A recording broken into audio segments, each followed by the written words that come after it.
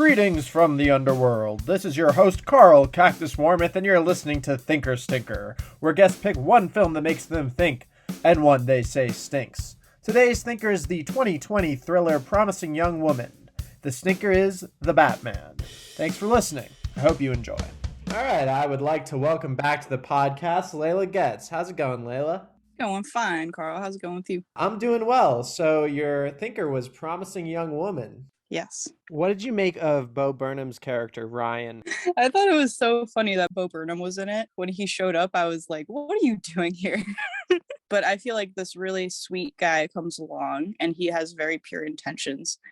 And he's kind of annoying, but there's nothing bad about him. Until, of course, there is something bad about him because he's involved. Right. So I guess it's like at first he's this foil, like, oh, I guess not all men are bad. But then even this man.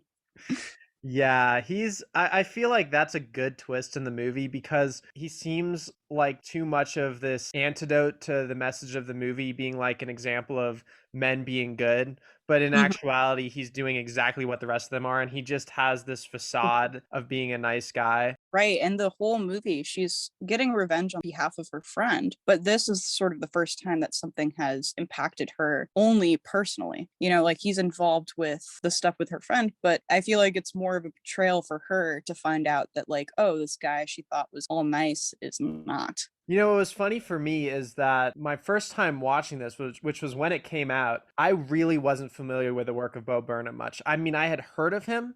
I'd maybe seen like a clip or two of his, but I didn't have an idea of what he looked like. I didn't know who that was. So upon rewatching it, it was like really striking. Yeah, well, he's such an icon now. He's such a popular figure. And I mean, he was famous back then, but I think that his shtick was very different. During this movie, I think this was his era of really trying to be edgy for the sake of being edgy.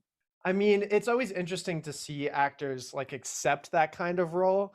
I think he probably had the confidence that he had like enough of a following to that not be the first association people have with him, because there's I feel like a certain group of actors that are forever associated with a certain role that they had, many of whom are like villains and can never escape that. Like Giancarlo Esposito, for instance, who plays Gus in Breaking Bad, tells this anecdote in interviews about how people will come up to him and say Gus in airports and kind of Right. blush or run away. So I feel like it's funny you brought him up because my mom actually knew him in high school, and apparently he's like the sweetest guy ever, which you totally would never get from Breaking Bad. In Breaking Bad, he's terrifying, right? But I guess that means that he's just a great actor. And, what is the actress's name that plays Cassie in this? Carey Mulligan. Carey Mulligan. And Carey Mulligan is super famous too, but I feel like people do remember her from this movie mostly. And she is kind of a villain in this movie. Like, I wouldn't call her a hero. She's definitely not like on the side of ultimate good. She's on the side of like personal revenge. It was definitely her breakthrough role. I agree. She's in Drive, which she's pretty good in, but she's not the lead. This movie is all about her. She carries the film, and I think there's really a grandeur to a lot of her performance, especially in the nightclubs. Every time she switches the drunk to sober switch and just confronts whatever creep has decided to prey on her, she's very formidable and intimidating. I feel like when people remember that movie, they remember that scene with her in the nurse outfit and the crazy colored hair. I don't know. I guess it is an important scene, right? Like, she tries to carve her friend's name into this guy's stomach. He gets free and murders her. And after that, this chain reaction happens with the texts, and, he gets found out and arrested and all that. But I feel like it's such a short scene versus the rest of the movie. And the look that she has in that scene is so inconsistent with the rest of the movie. It's almost like the Captain America movie, right? The first one, where like most of the movie, he's this little fucking shrimpy guy. And then at the very end, he gets his Captain America outfit. But most of the movie, that's not what he looks like. So I feel like it's just funny how culturally we remember this movie. Yeah, definitely. And I think with its release coming in this surge of superhero movies, I think not only us as viewers, but certainly the creators had to kind of envision her as a superhero of sorts. Because just with the way the film is shot, And like you said, even the development of a costume by the end, it certainly feels like she's some sort of. I mean, at times she almost seems like an anti-hero, but I think actually she's probably closer to just a plain hero. She never does anything in the movie that is like, you know, like it's strictly moral when you like think about it, you know?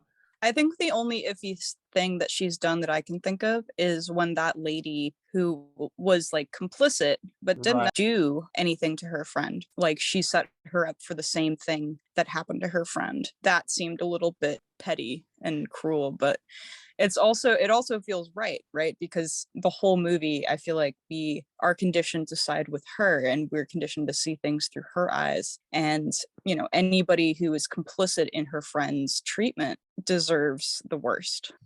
Okay, Layla, it's time. Your stinker, the Batman. Okay, I know a lot of people love the Batman, and I do love Robbie Patty. He's hot, he's nice. I do love Zoe Kravitz. She's super hot. I will never say different, but their characters were so flat they would fall down like a piece of paper. I love Pattinson, but I think that he's had better movies. Like, I haven't seen The Lighthouse, but I already know it's a better Robert Pattinson movie.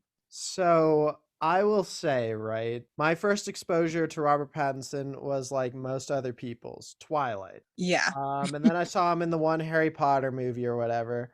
However you consider that part of his career, it's divisive. Like a lot of people either clown on him for Twilight or adore him for Twilight. But ever since like the mid 2010s, Robert Pattinson has been in all sorts of cool movies. You know, The Lighthouse is really the pinnacle, and he's outperformed by Willem Dafoe, but he complements him very well. He's in the Safdie Brothers movie called Good Time, which he's great in. He's in this Australian dystopian movie where he plays this like illiterate Texan, the Rover. So he's in a bunch of Hmm. interesting stuff. And this seems like a return to big blockbuster Hollywood. I mean, it very much is. And Hmm. like you said, it's a flat performance, but I will say to his credit, I don't know if Batman's ever been that great of a character in movies. Right. Okay. I will say this though. Um, if you only watch the movies of Batman, he's a really flat character.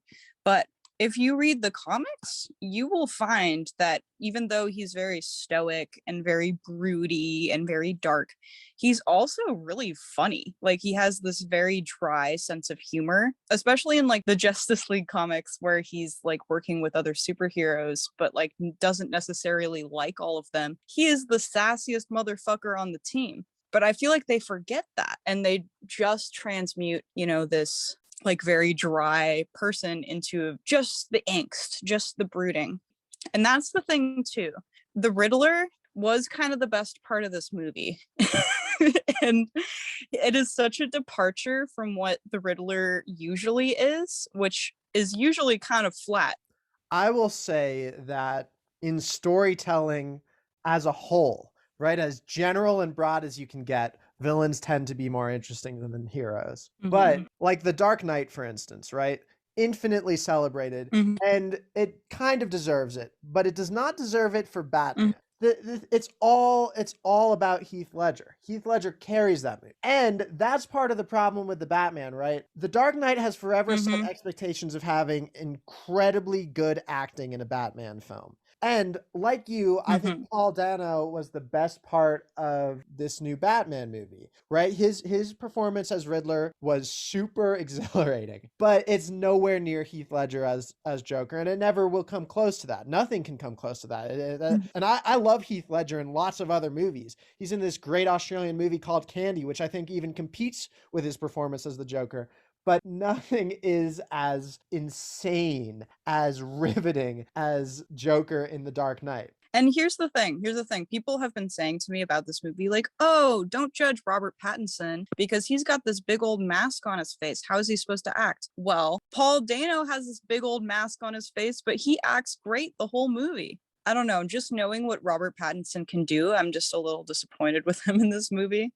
That he makes the same face the whole time, which is just like squinting and just looking like he just got punched in the neck, basically.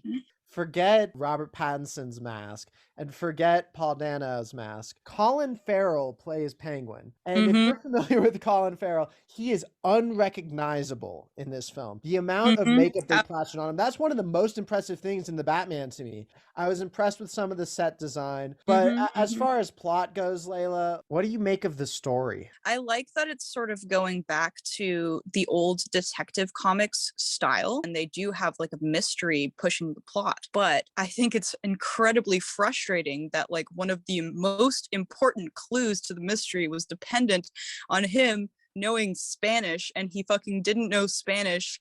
And then they brought it to the Penguin, and the Penguin was like, "You dumbasses, you guys don't speak Spanish, do you? This is what it says." That felt very silly.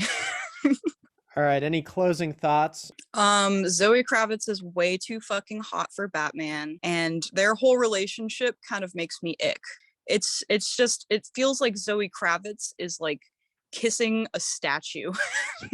Like, give her something to work with, man. Like, at least move your hands. Like, you're just standing like Batman and she's kissing you on the mouth. Well, Layla, thank you for coming back on Thinker Stinker. It's always a pleasure to have you. I love to think and I love to stink. Thanks a lot, Carl. Hell yeah. That'll do it, folks. And remember, just because Layla and I are griping about superhero movies doesn't mean anyone's taking them away. Peace out.